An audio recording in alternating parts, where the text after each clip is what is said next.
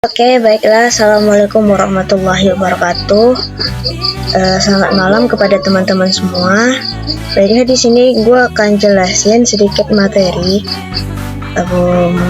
pengenalan atau mengenai tentang pemrograman Python ya, teman-teman. Tapi sebelum kita masuk ke codingan Python, kita terlebih dahulu menginstal beberapa untuk menjalankan pemrograman Python kita, bahasa codingan Python kita sendiri ya teman-teman. Boleh buka di Google Chrome-nya atau dimanapun. Kalau gue di sini pakai Google Chrome. Oke, boleh download yang namanya itu adalah python.org saja. Misalnya gue contohin cara ketiknya itu python.org.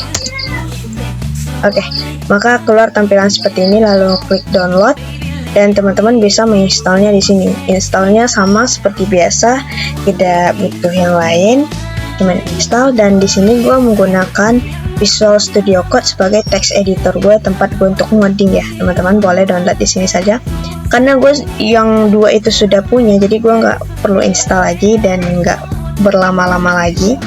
Oke, kita langsung saja mulai ke mengodingnya ya teman-teman. Tapi sebelum kita mulai, kita selalu membuat file baru ya teman-teman. Misalnya buka file di dokumen, kita bikin folder baru.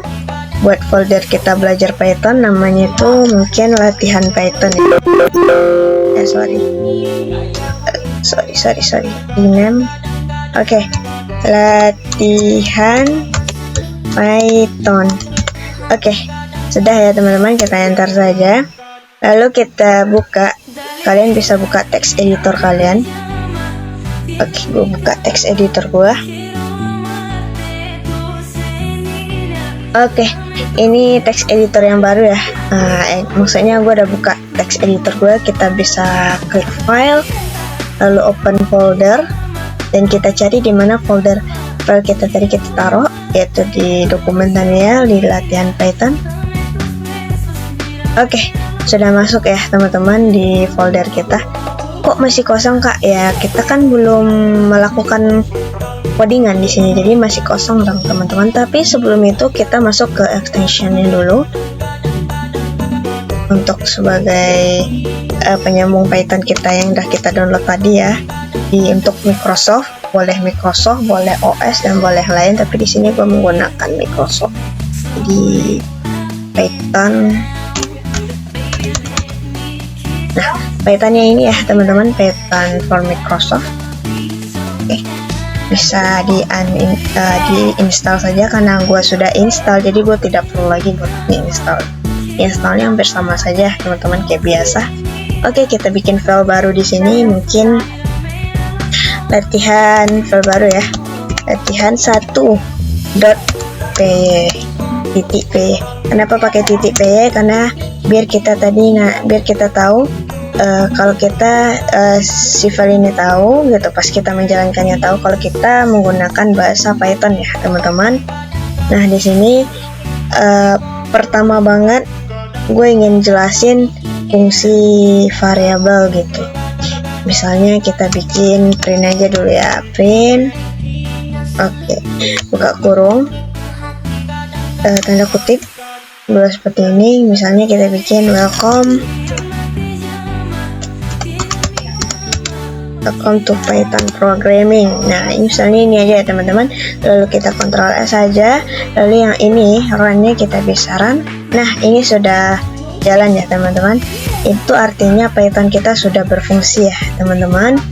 Nah jadi fungsi print ini sendiri adalah yang kita tahu saja ya teman-teman. Print itu artinya kayak memunculkan, menimbulkan atau memperlihatkan hasil yang ingin kita cetak gitu. Nah ini yang kita mau cetak tadi di dalam sini, welcome to my Python programming. Nah di sini sudah tercetak. Atau kita mau bikin codingan yang lain, boleh teman-teman, tapi tetap kita menggunakan variabel dan tipe datanya si print ya. Tadi misalnya di sini gue pengen bikin nama gue sendiri. Oke, sama dengan pakai spasi, sama dengan Misalnya jangan lupa kutip duanya, misalnya nama gue adalah Putri. Oke, Putri. Oke ya teman-teman, kita spasi. Misal umur gue mau memperlihatkan, menampilkan umur gue 23 tahun. Oke, tinggi gue misalnya, tinggi gue ya sekitar 150 lah. Terus jenis kelamin gue, jenis, jangan lupa tidak ada spasi ya teman-teman, kita memakai @nya. Kelamin sama dengan jenis kelamin gue. Nah, pakai kutip dua lagi. Kenapa? Karena kalau misalnya tulisan yang hasil kita ingin menampilkan tulisannya itu, kita harus menggunakan kutip dua ya teman-teman. Misalnya gue perempuan dong, nggak mungkin gue waria cowok. Perempuan. Oke. Nah, ini sudah kita bikin. Nah, untuk menampilkannya, kalau ini saja mungkin akan terjadinya error. Kita coba ya teman-teman, kita Ctrl S. Mungkin error. Tuh, user laten Python extraction. Nah, error dia.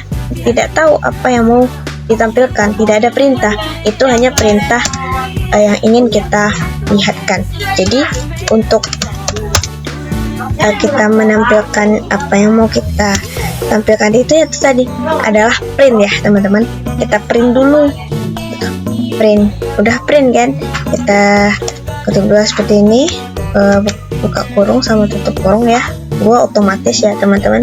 Di sini namanya huruf besar ya teman-teman. Nama untuk memprint sih namanya gua Putri ya. Terus titik dua di belakang titik dua ini, di belakang kutip kita itu ada koma. Lalu kita bikin lagi nama yang di atas ini ya teman-teman. Nama yang di atas ini ikutin. Pas ini untuk memprintnya adalah besar ya teman-teman. Jadi kita enter lagi, kita bikin print lagi teman-teman. Print lagi, kita buka kurung lagi, kita kasih ini lagi. Kita jangan lupa pakai U nya besar, umur, lalu kita titik dua kan. Oke, jangan lupa di balik kutip itu koma ya teman-teman. Lalu kita jumur pula umur ya teman-teman. Oke, udah aman ya. Kalau ini saja gimana kak? Bisa kita Ctrl S langsung untuk ya hanya dua ini saja, karena perintahnya kita memakai ini ya teman-teman. Ya hanya dua ini saja yang akan dikeluarkan. Kalau misalnya kita menambahkan print lagi, oke, sorry.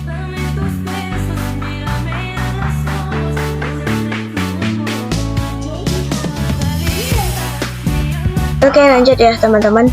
Sorry tadi ada gangguan.